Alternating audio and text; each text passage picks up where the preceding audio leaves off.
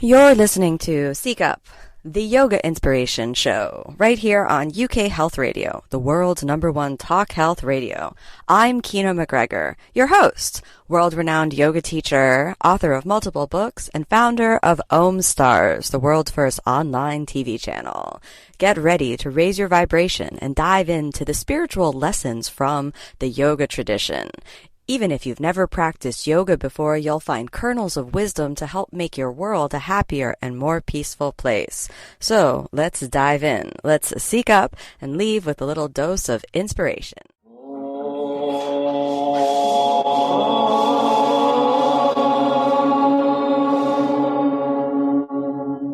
Asatoma Satgamaya. Asatoma Satgamaya. Tamasoma Jyotirgamaya. Tamasoma Jyotirgamaya. Mrityorma Amritam Gamaya. Amritam Gamaya.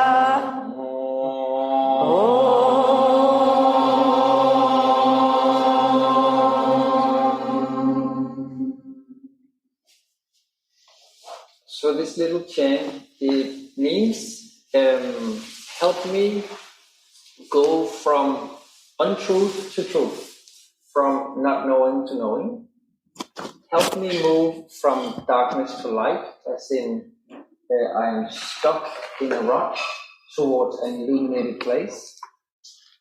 Help me get rid of the poison that I have accumulated over this lifetime and move me to the Amrita, the kind of divine elixir of knowledge and healing. So, and I thought to start with this today because we wanted to talk a little bit about what it means to be a teacher in this tradition of Ashtanga Yoga that we have.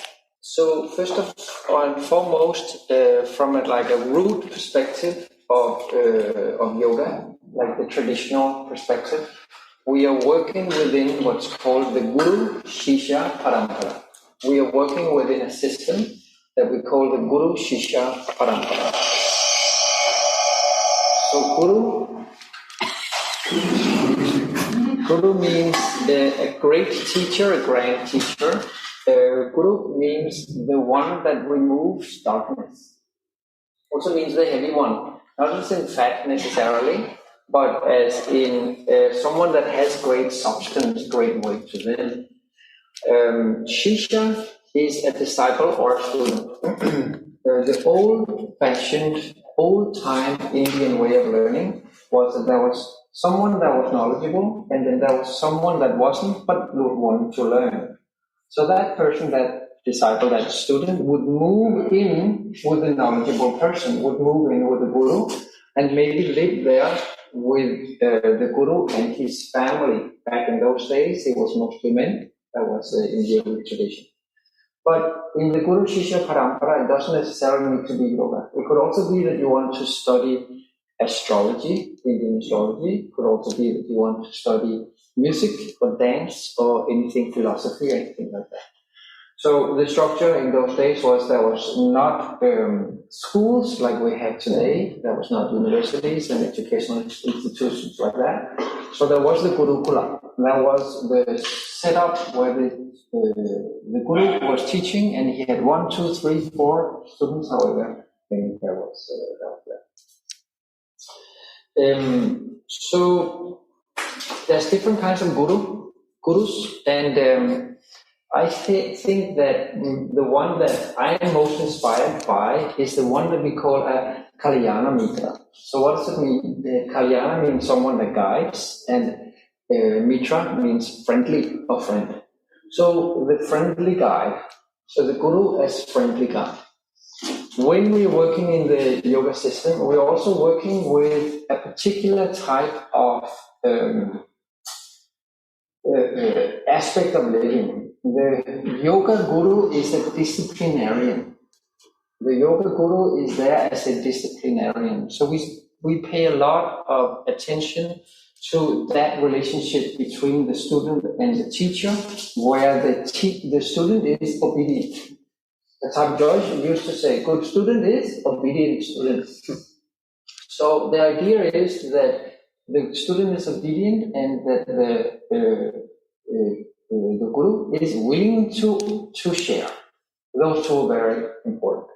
So it is stated many places in old Indian literature, like in Upanishads and so forth, that humility is the stepping stone to knowing anything, to getting informed, to getting anywhere, to progress.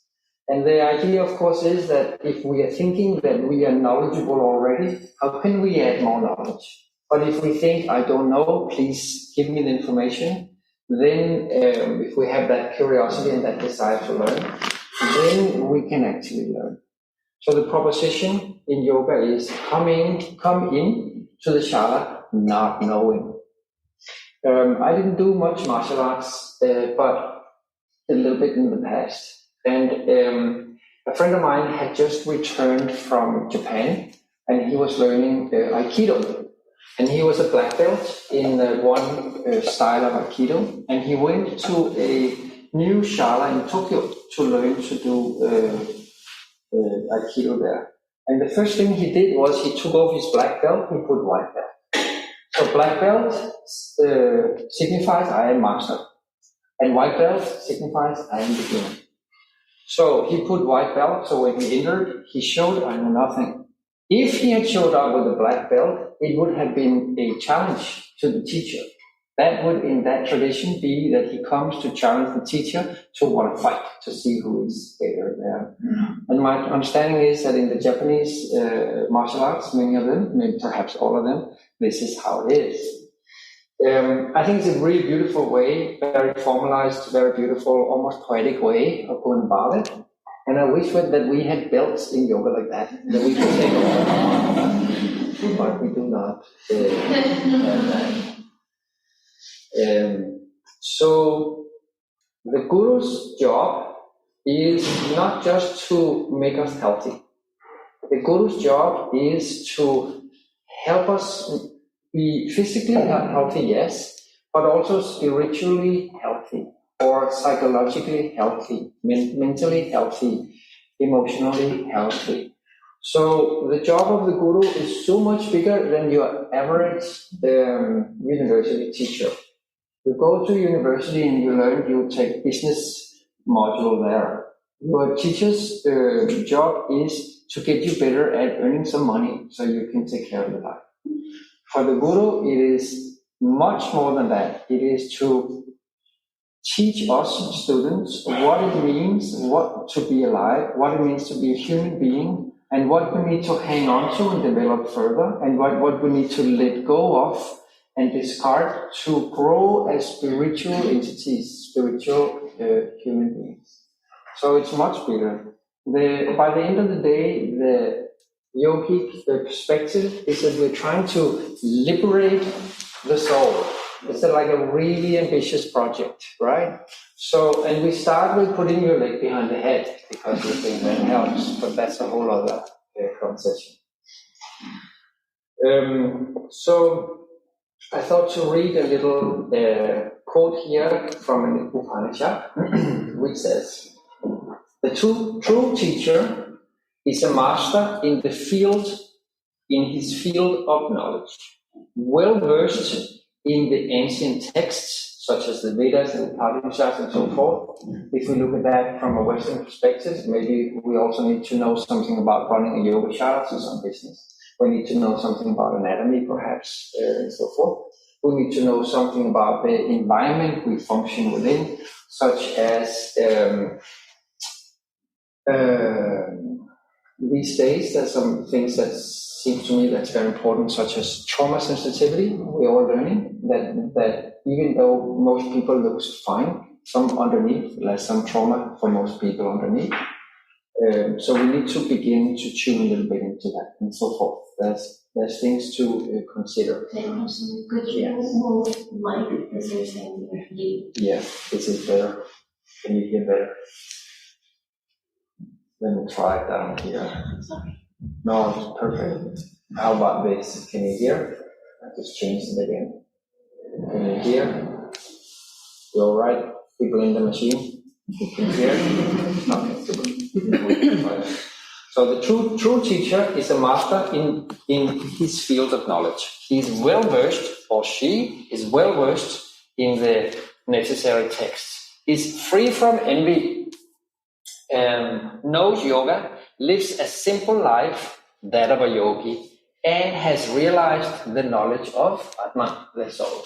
That there is more to living than just a material object, a material thing.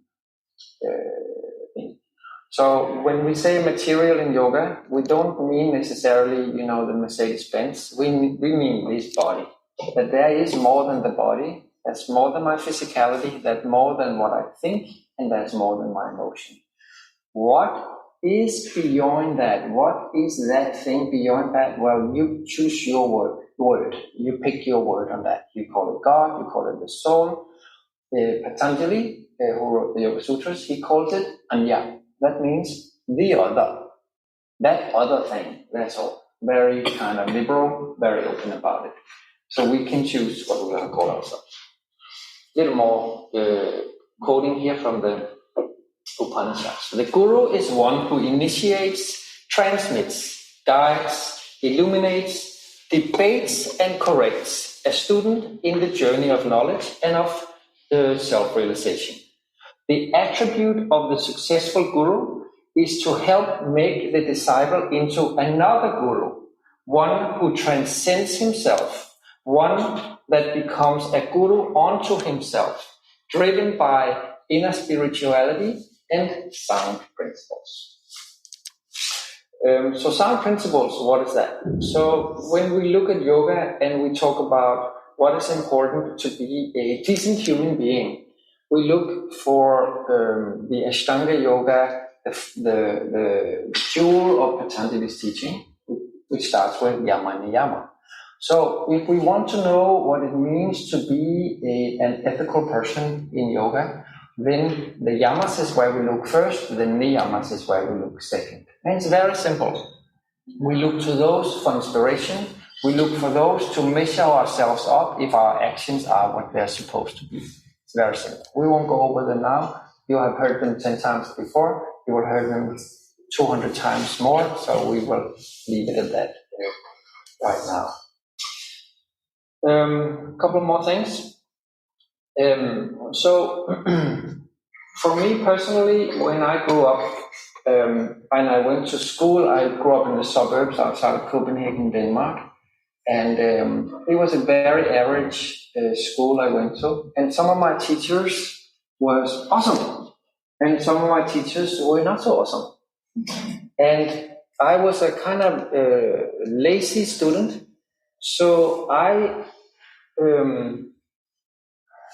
tended to fare well in the faculties where the teacher was inspiring. And the faculties where the teacher was not inspiring, I couldn't find the ignition in myself to rise above the teacher's ability to teach in a inspiring manner. Unfortunately, I wish I could.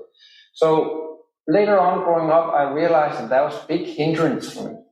That when the teacher was not inspiring, when I was in front of someone that I was not inspired by, I would just not be interested.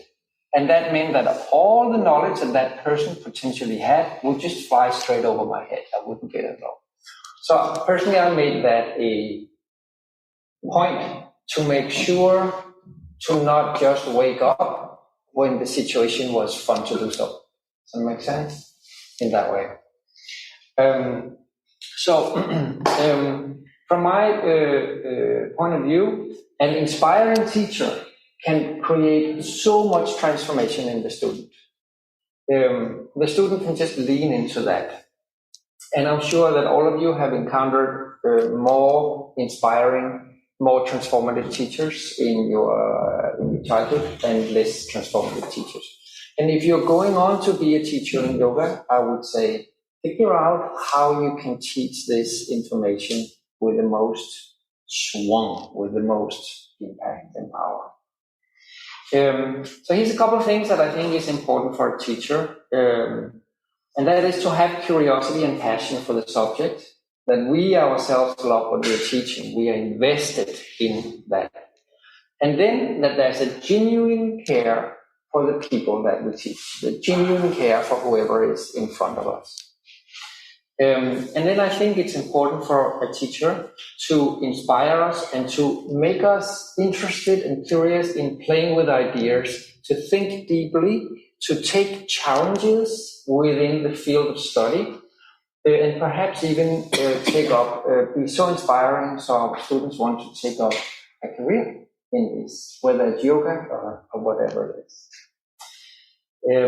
But of course, the most important for the teacher is not just to inspire the student and have a good time together.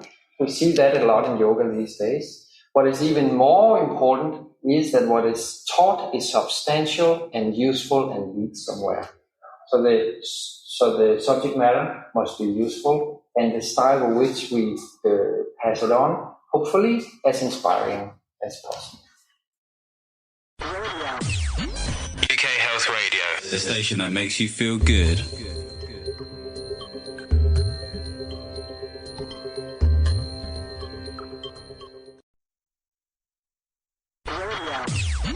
UK Health Radio, the station that makes you feel good.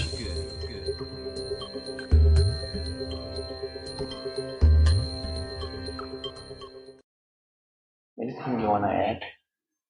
A little more to say, then I can also just finish it.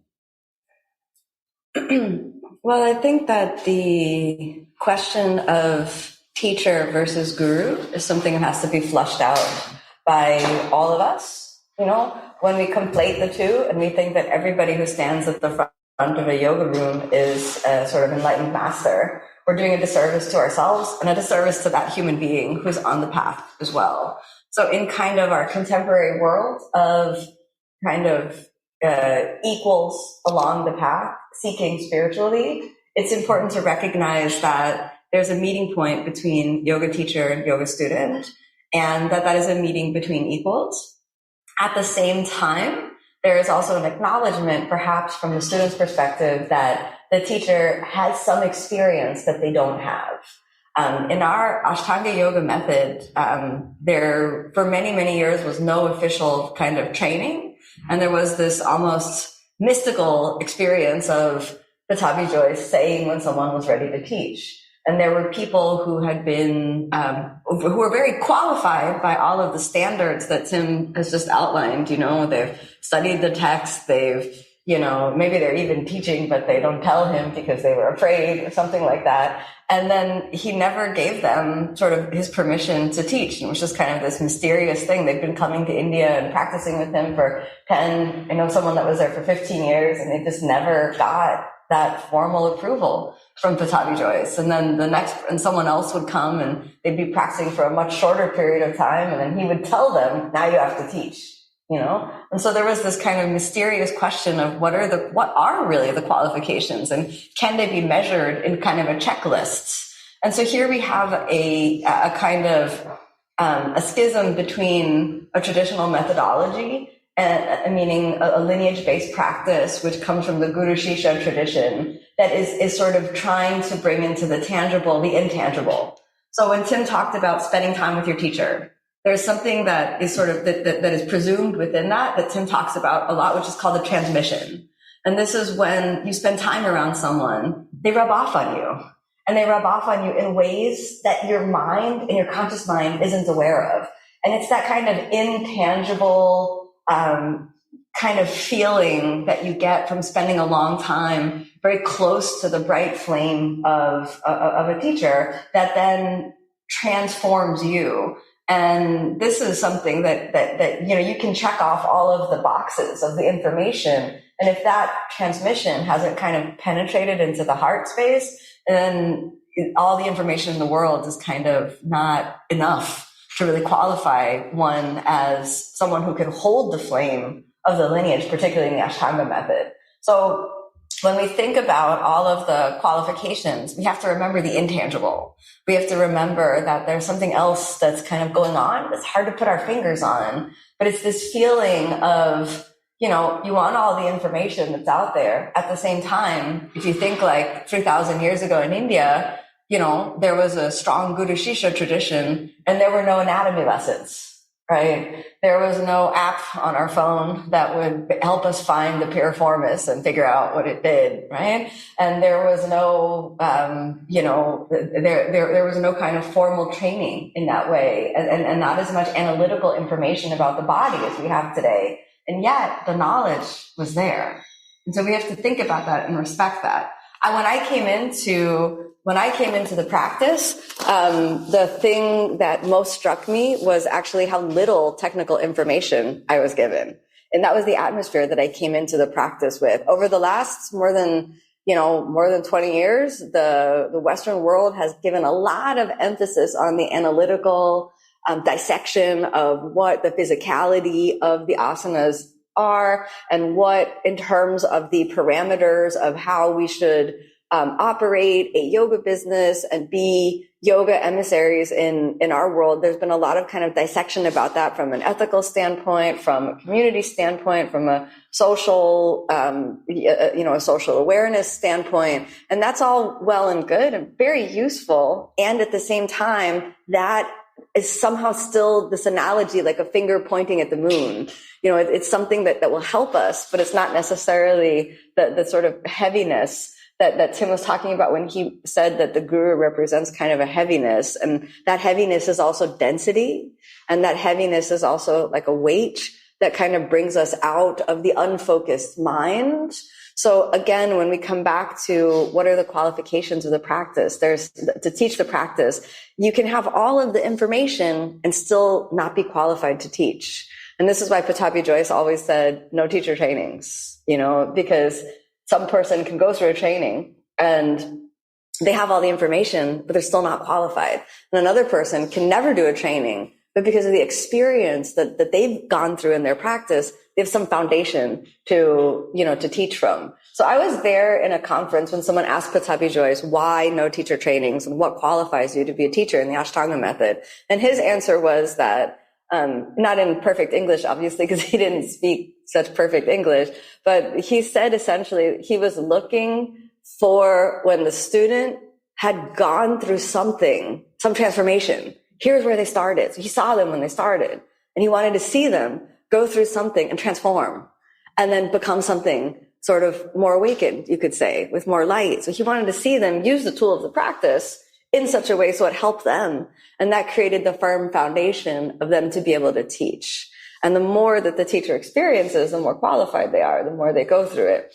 For those of us who are doing this course over the last week, Tim used a word yesterday called bhavana. And this is a Sanskrit, a Pali word that's very closely related to a concept of knowledge. And in this concept of bhavana, we're interested in getting close to the experiential feeling base of the knowledge. And the way that this comes across is that there's no intellect that can be a substitute for that which we experience to be true and which we get the feeling for in our bodies and in our minds. And so we keep practicing until we get that. And then within that framework, we kind of add on extra stuff that can make us more effective, and this is where we have some of the methodology that I think Tim is going to talk about next. Yeah, so we were just spending a week here with 25 people, inspired people from many places in America and the world, we thought to talk just very basic about what does it require specifically to go in and teach Ashtanga yoga. We thought that might be interesting. And we think that there's very few hard points that in Ashtanga yoga actually to get to know, to learn to teach it. But some of the things that we think is very important is that we must have our own practice well established.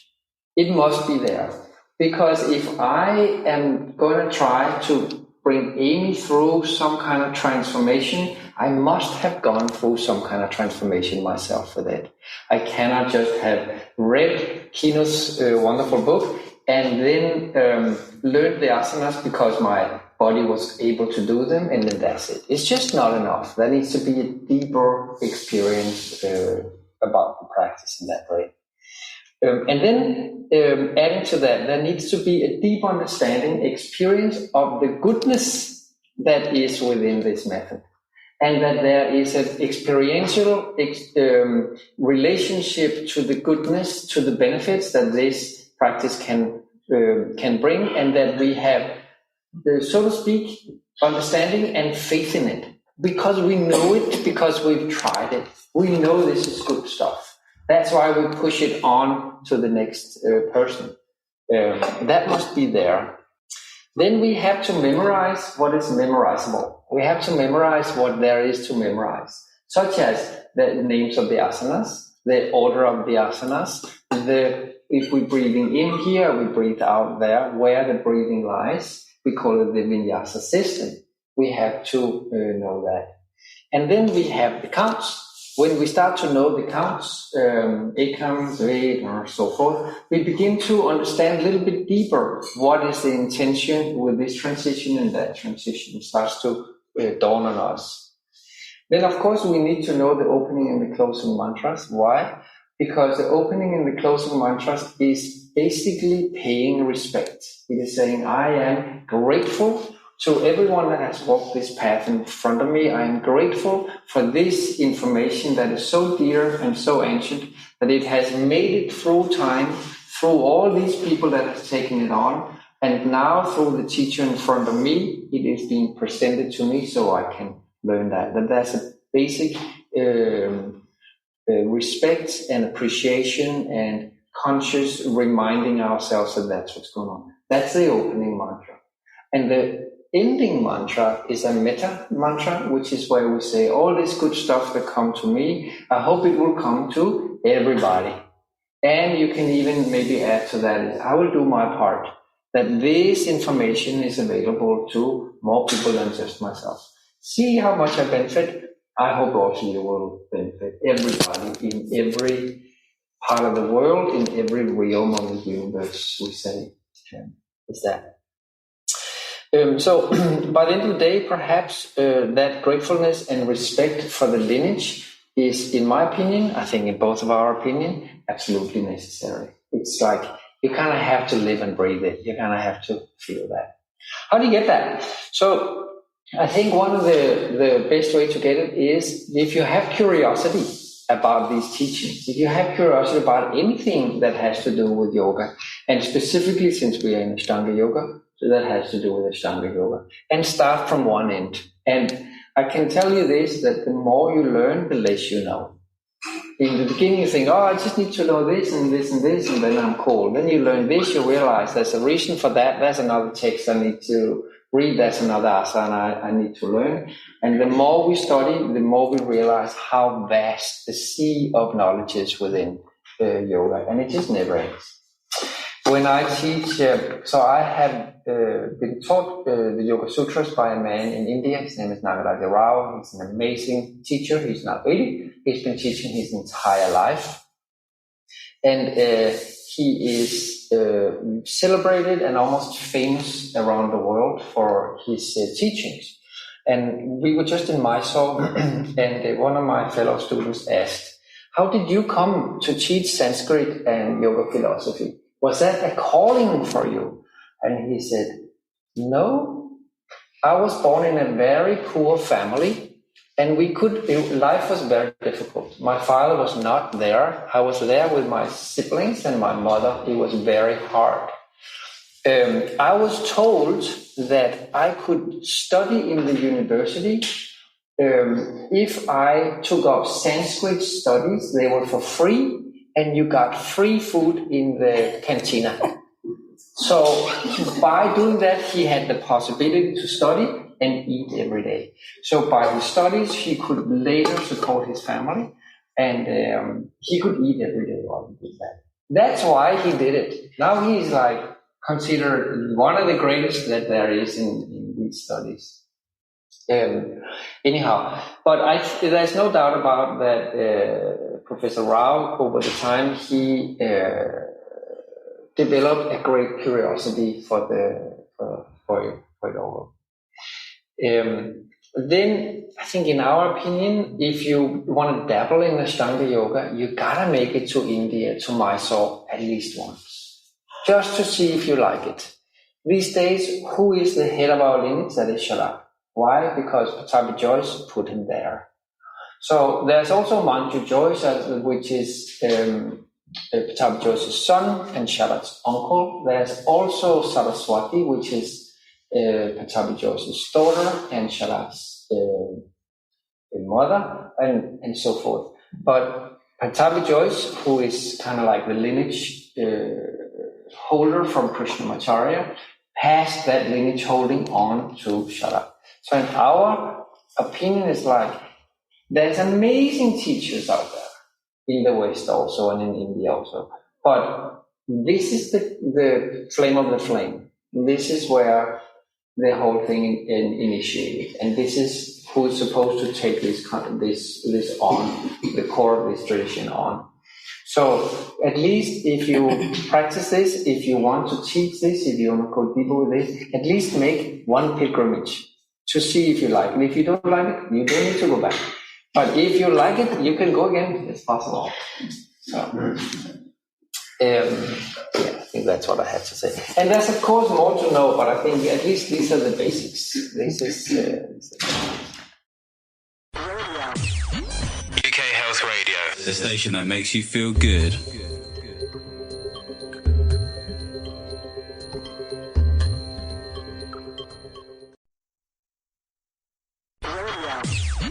UK Health Radio, the station that makes you feel good.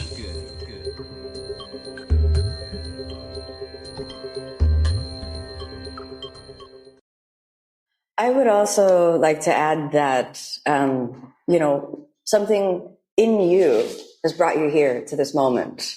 So something in you has kind of risen up, almost like a kick from within that said, I'm going to do this. I'm going to practice. That's on you. And without that kick from within, there's no lineage, because it's the students that make it possible for the grace of that river of teachings to continue to flow.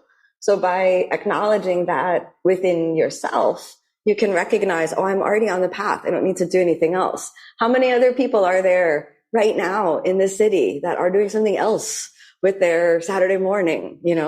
All over the world, people are not practicing yoga. All over the world, people are recovering from hangovers. And, they've taken decisions that have led them off the spiritual path. So it's this kick from within that you answer.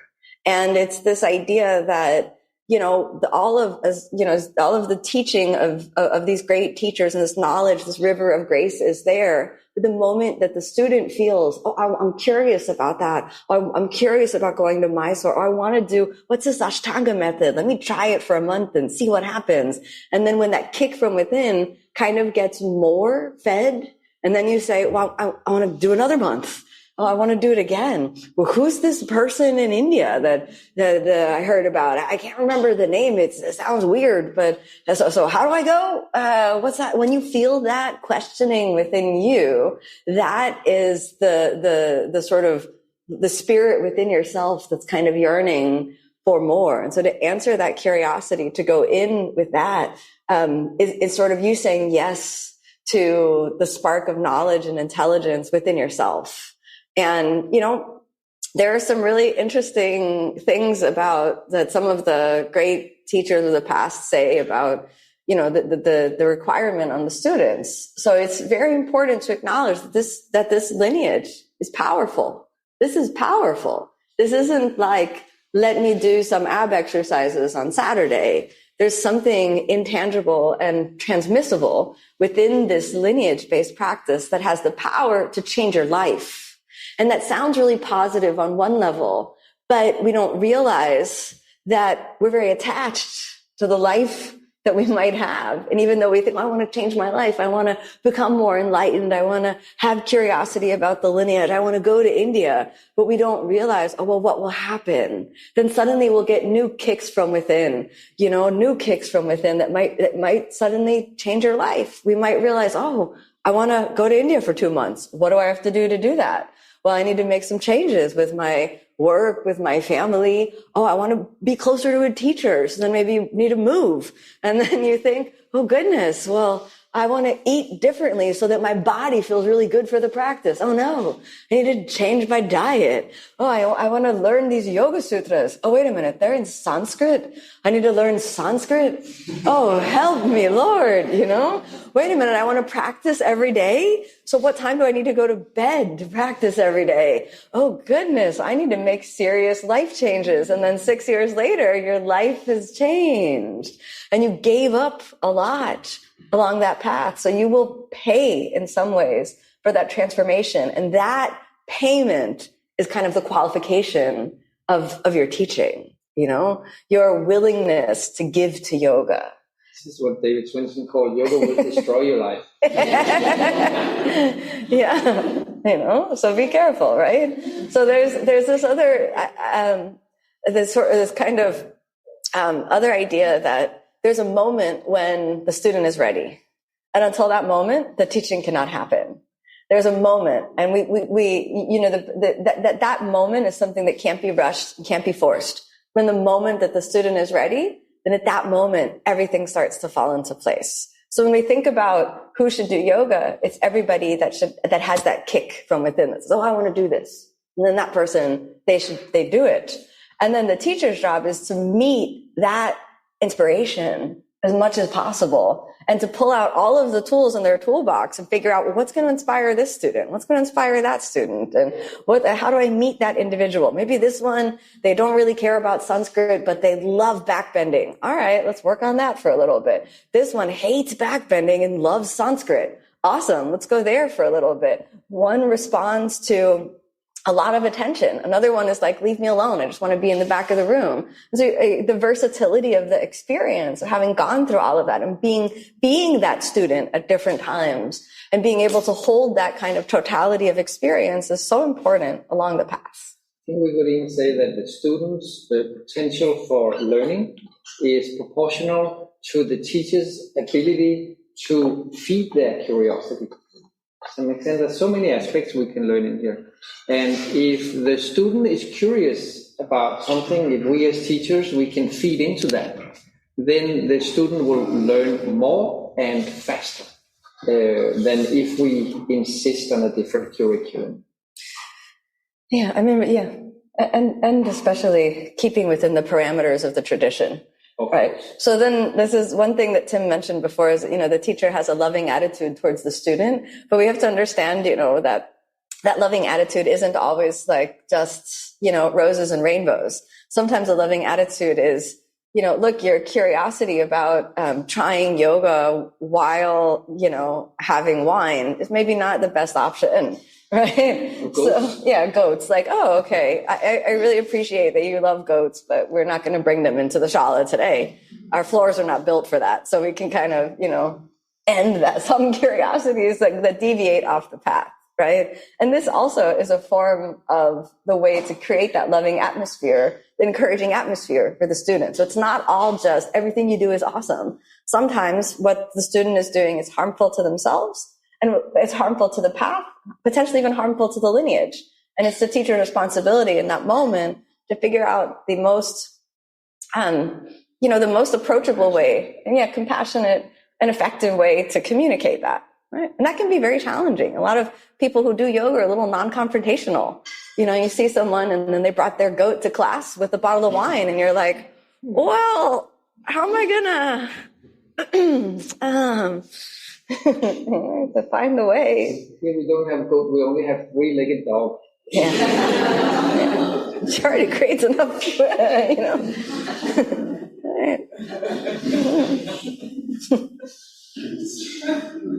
Yeah. I think we could open it up to some questions. Yeah, so that was a little bit of chit-chat from our side. And we thought to do a little Q&A, and maybe there's some questions, and I think you probably have some, maybe.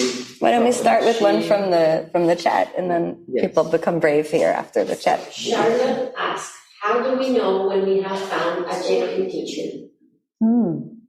Yeah, good question, man.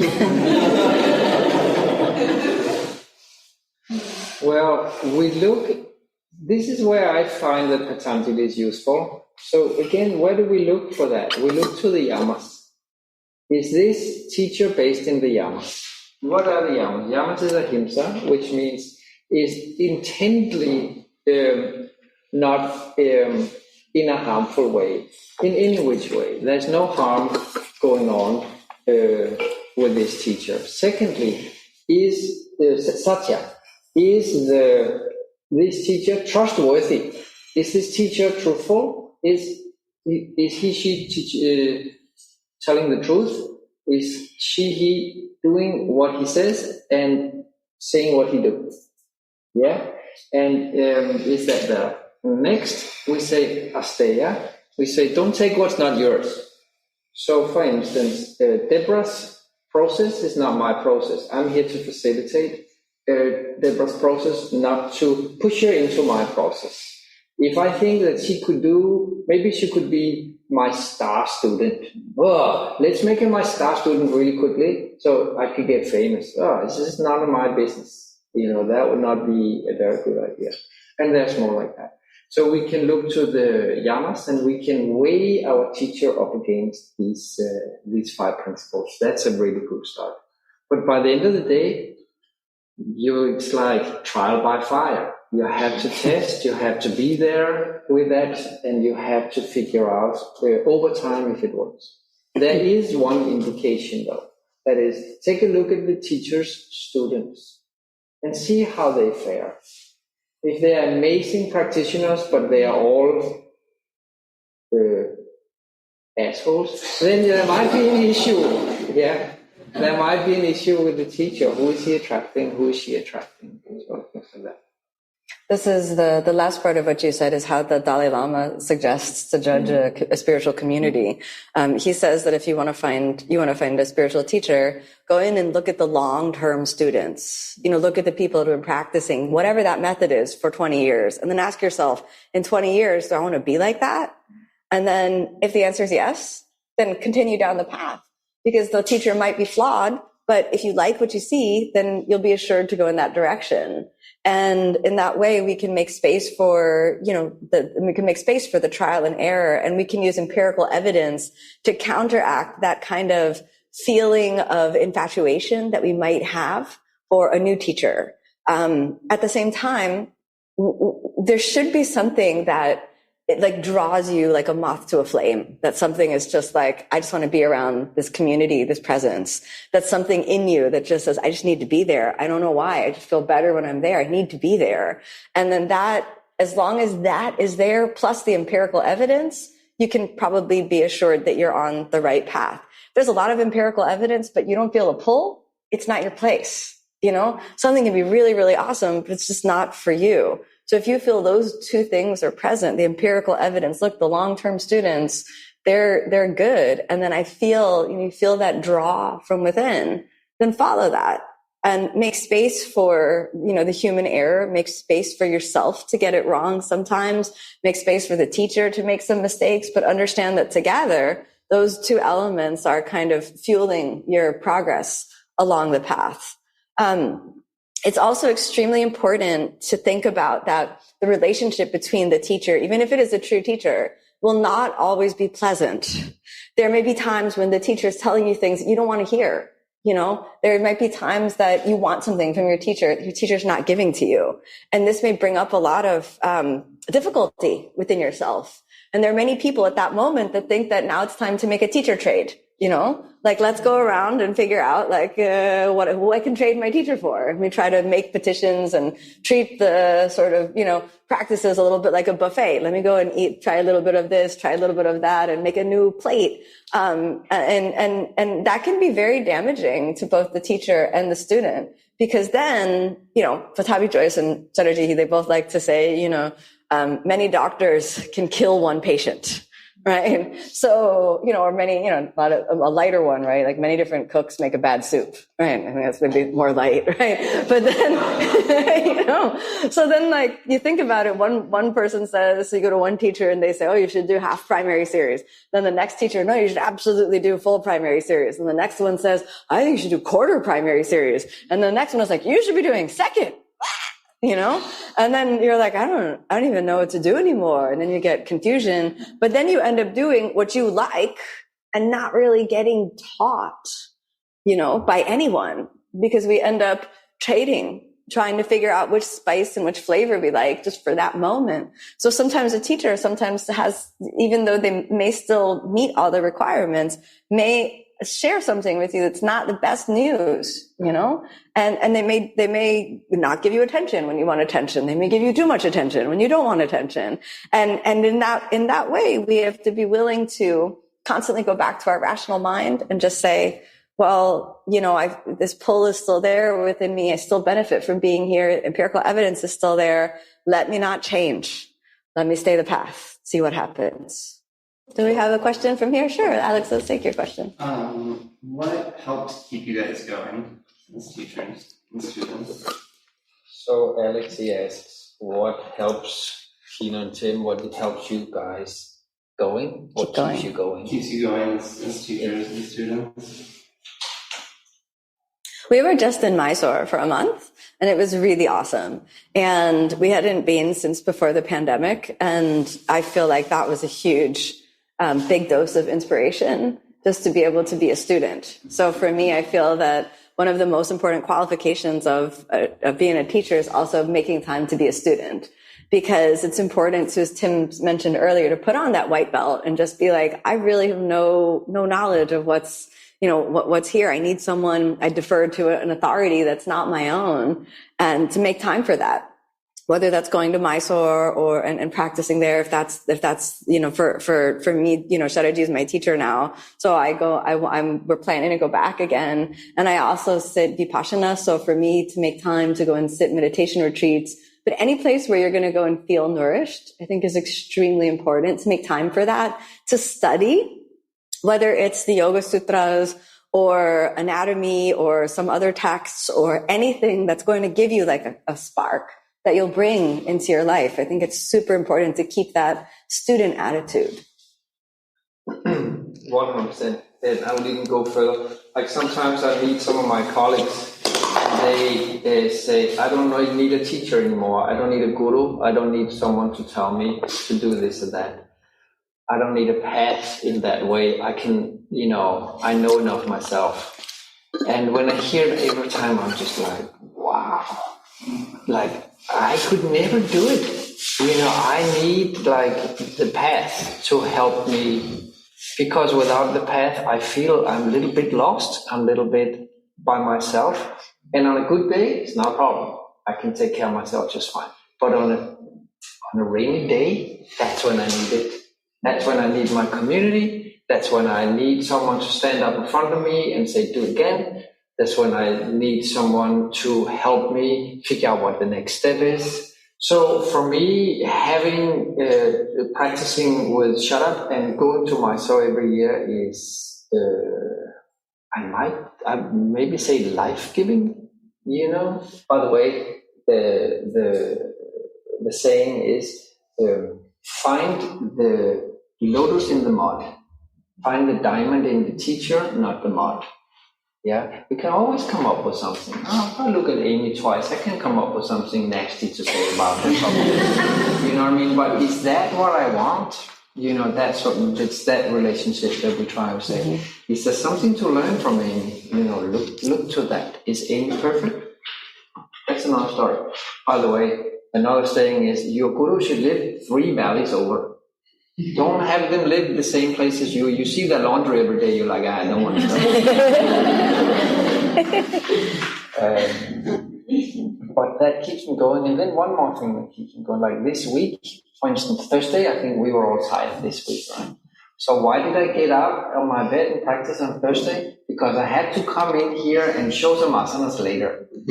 Yeah, so maybe if I didn't need to go in and work with some asanas with you guys, I'd be like, I am going to take a day off and have 2 cups of coffee.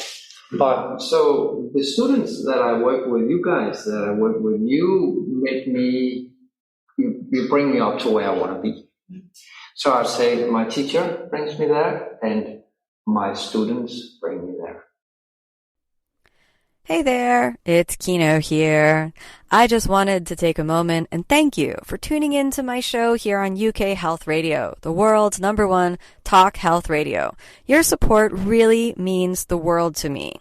I'm inspired by the fact that you're inspired and that you tune in each week and keep the inspiration to get on your mat and keep practicing and make the world a happier and more peaceful place. Remember, you can always practice with me on omstars.com. That's www.omstars.com. If you're inspired to read my books, you can check those out on any available online bookseller. Just search for my name, Kino MacGregor. And my newest book called Get Your Yoga On is perfect for beginners. You can check that out. Otherwise, stay tuned and I'll see you next week.